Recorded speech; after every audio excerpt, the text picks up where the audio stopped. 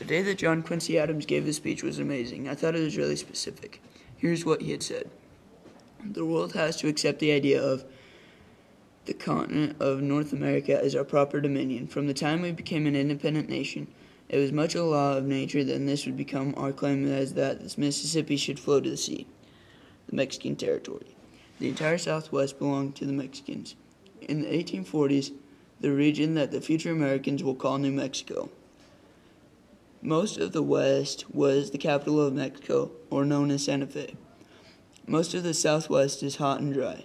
In the 1600s, a man named Juan de Onet claimed the territory of New Mexico for Spain. In 1598, when the 1600s came around, the Mexicans created the capital of Mexico, Santa Fe.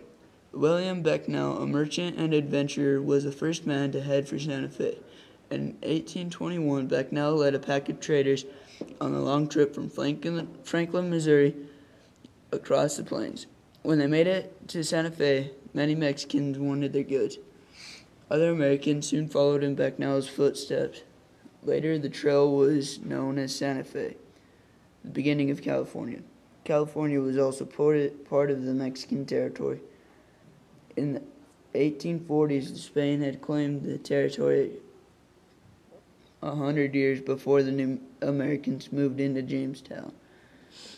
One of the Native Americans said, "The natives in California are in a state of absolute slavery, even more degrading and more oppressive than that our slaves in the South." Many Mexicans wanted the traders' products and goods. I was one of the traders. I had sold many things, but let's get back on what I'm journaling. President Adams was the best so far, I think, besides Washington, and Adams was one of the vice presidents long ago. The Mexicans wanted all of our goods. I was shocked at what was about to happen. We were making money, but the U.S. was already in too much debt, so we needed the money, and it was important to our country to tack on that. We needed to make peace with the Indians and Mexicans. And John Adams was one of the most influential presidents like Washington, but not as old as he was. The Mexicans were very nice, but I thought of them as a little weird. The day we came back from the long journey was the best day of my life. I enjoyed being back home.